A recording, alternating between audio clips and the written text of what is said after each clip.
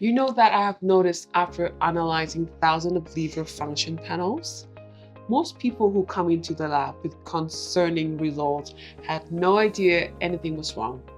But when I look back at their photos, their intake forms, even their handwriting samples from months before, the signs were everywhere. Your liver doesn't wait until you're sick to send signals. It's been leaving clues in some pretty unexpected places. On your hands, around your eyes, even in how your skin feels when you wake up in the morning. I'm Maya Jan. I spend my days looking at what happens inside your body at a cellular level. And today, I want to show you what those changes actually look like on the outside. The things you can see without a microscope or a blood test.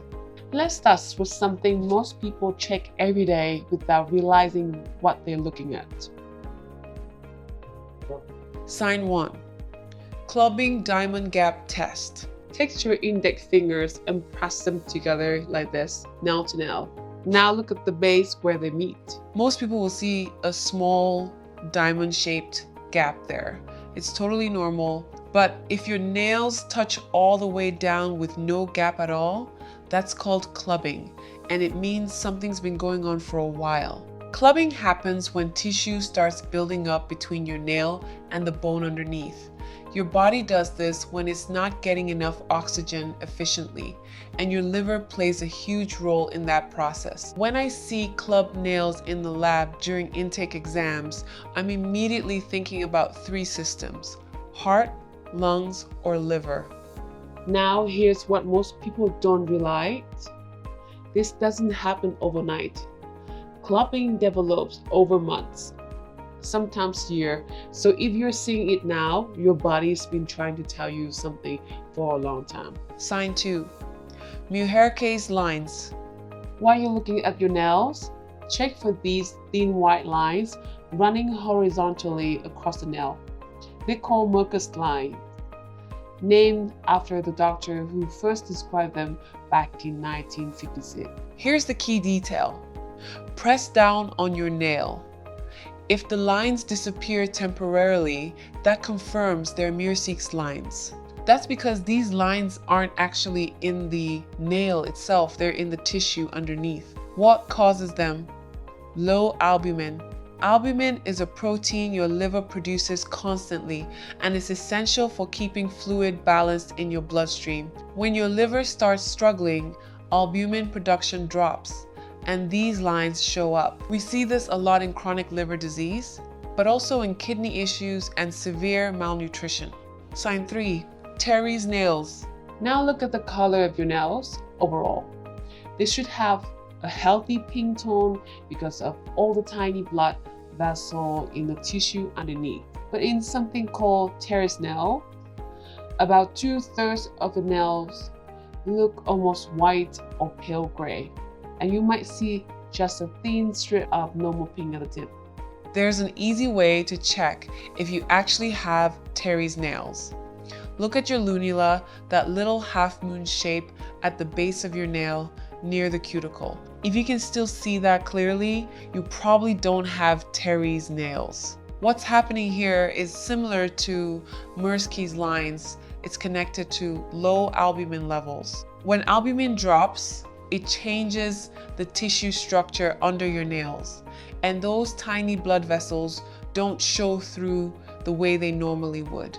About 80% of people with cirrhosis will develop Terry's nails at some point. Sign 4.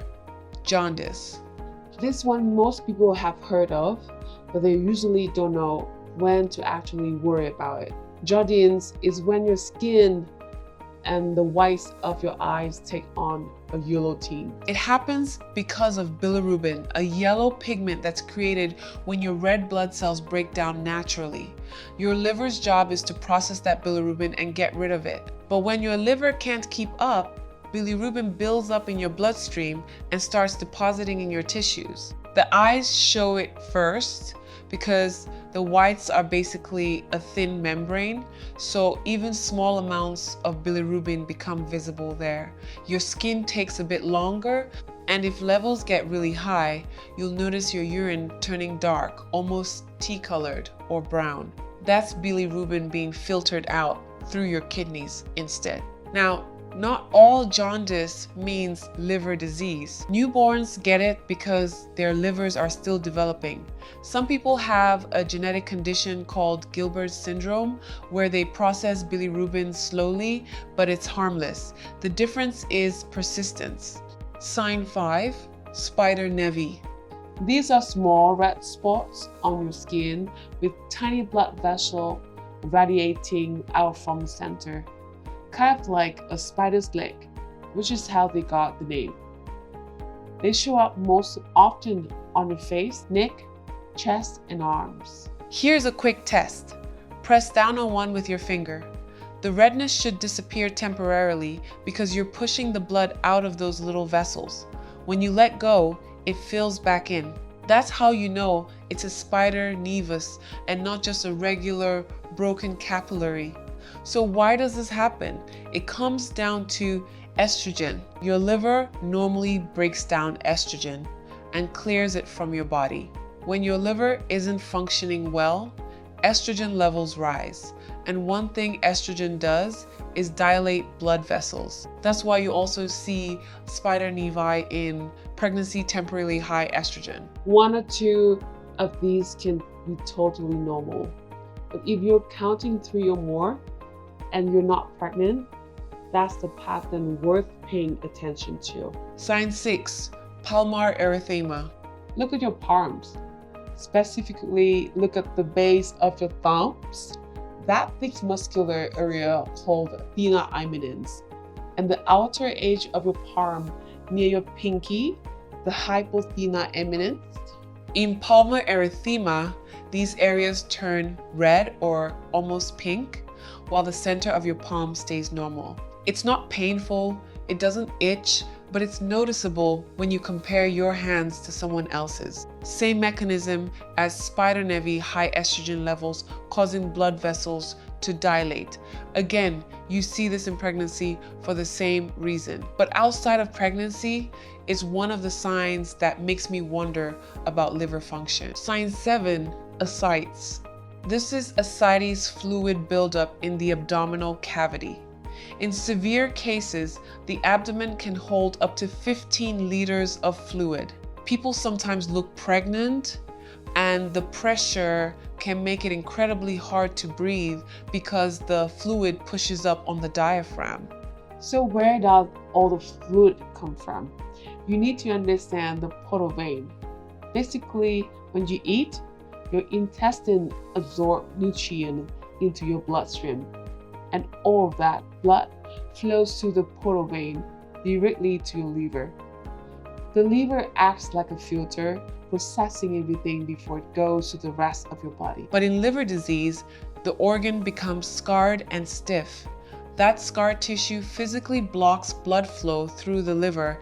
Imagine pinching a garden hose. Blood backs up in the portal vein, pressure builds, and we call that portal hypertension. When pressure gets high enough, fluid starts leaking out of the blood vessels and into the abdominal cavity. It's not a small amount. I've seen cases where we drain over 10 liters in a single procedure called paracentesis. We insert a needle into the abdomen and let the fluid drain out into collection bottles. The relief patients feel afterward is immediate. They can breathe again.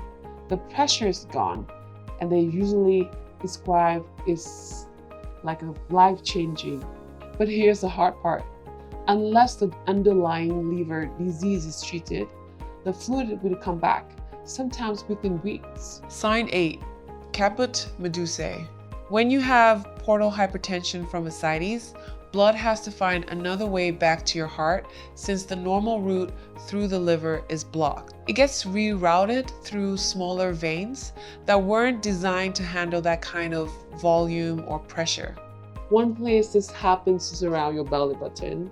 Small veins in the abdominal wall start to enlarge and become visible under the skin, creating the pattern of swollen, twisting veins radiating out from the navel.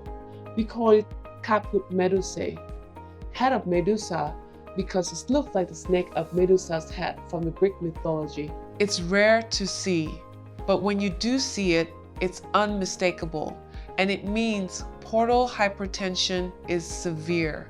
Sign 9, varices. The same rerouting process happens internally, particularly in your esophagus, the tube connecting your mouth to your stomach. Veins there enlarge into what we call esophageal varices. These are thin-walled, fragile, and under high pressure. If one ruptures, it bleeds a lot. And here's what makes it dangerous. People with liver disease already have trouble forming blood clots because the liver produces most of your clotting factors. So when a varix bleeds, it's extremely difficult to stop. This is one of the most life-threatening complications of liver disease.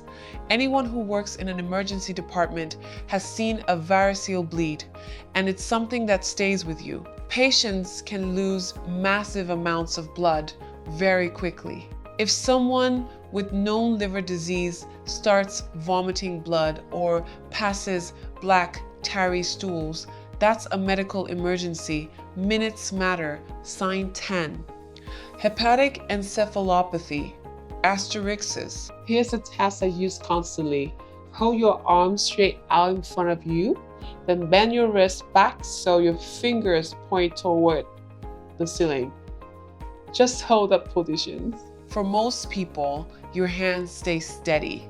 But in liver disease, you might develop this involuntary flapping motion. Your hands drop down and then jerk back up over and over. It's called asterixis or flapping tremor. What causes it? Ammonia. Your body produces ammonia naturally when it breaks down protein. Normally, your liver converts that ammonia into urea, which your kidneys can safely eliminate. But when your liver is failing, ammonia builds up in your bloodstream, and ammonia is toxic to your brain. High ammonia levels interfere with the signals your brain sends to your muscles. So your hand muscle relax, your wrist drops, then your brain realizes what happened and overcorrects. Your wrist jerks back up. That's the flapping pattern. Asterixis is a sign of hepatic encephalopathy, which means your liver isn't clearing toxins effectively and your brain function is being affected. Sign 11, easy bruising. If you're noticing bruises and can't remember how you got them, or they large and taking weeks to fade, that could be a sign your liver isn't producing enough clotting factors. Your body needs a whole cascade of proteins to form a blood clot and stop bleeding. Most of those proteins factors like fibrinogen, prothrombin, factors 7, IX, and X are made in your liver. When your liver is damaged, production of these factors drops. Your blood doesn't clot as efficiently. So even minor bumps that wouldn't normally leave a mark can cause significant bruising. But there's another layer. Your liver also produces a hormone called thrombopoietin, which signals your bone marrow to make platelets. Fewer platelets means less clotting ability. And in liver disease, your spleen often enlarges, a condition called splenomegaly. An enlarged spleen sequesters platelets, pulling them out of circulation. So you're hit from multiple angles. Fewer clotting factors, fewer platelets being made, and platelets being trapped in your spleen. The result? You bruise easily, cuts take longer to stop bleeding, and nosebleeds become more frequent. Sign 12, muscle wasting. This one can be subtle.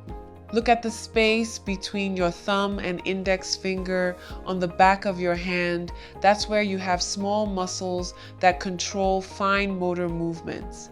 In liver disease, those muscles start to shrink. Another place to check is your temples. If the area looks hollowed out or sunken compared to how it used to look, that could be muscle wasting too. Why does this happen? Your liver is responsible for processing nutrients and synthesizing proteins. When it's not working properly, your body can't maintain muscle mass efficiently, so it starts breaking down muscle tissue for energy. You might not notice it day to day, but if you compare photos from a year ago, the difference can be striking. Sign 13, Dupuytren's contracture. This is a condition where the connective tissue in your palm, the fascia, thickens and tightens over time. It most commonly affects your ring finger and pinky, pulling them inward so they can't fully extend. There's a simple test called the tabletop test. Place your hand flat on a table, palm down. If your palm doesn't touch the surface because your fingers are curled in, that's Dupuytren's contracture. Now, this has a strong genetic component. It's especially common in people of Northern European descent, sometimes called Viking disease, but it's also associated with liver disease, likely related to changes in how your liver processes collagen and other structural proteins. It's not painful in the early stages, but over time, it can limit hand function. So here is the reality. There's no cure for advanced liver disease other than a transplant. But the good news, and this is important, is that your liver has an incredible ability to regenerate if you catch problems early. The three most preventable causes of liver disease are alcohol, metabolic syndrome, and viral hepatitis. Alcohol is pretty straightforward. Minimize how much you're drinking. If you're consuming more than 1 or 2 drinks a day regularly, your liver is working overtime. Your liver is resilient. It wants to heal, but you have to give it the chance. If you found this helpful and want to learn more about what your body is trying to tell you, I got another video breaking down signs you can see in your hands. Everything from thyroid issues to heart disease. I'll link that below. Take care of yourself, pay attention to the signals, and I'll see you in the next one.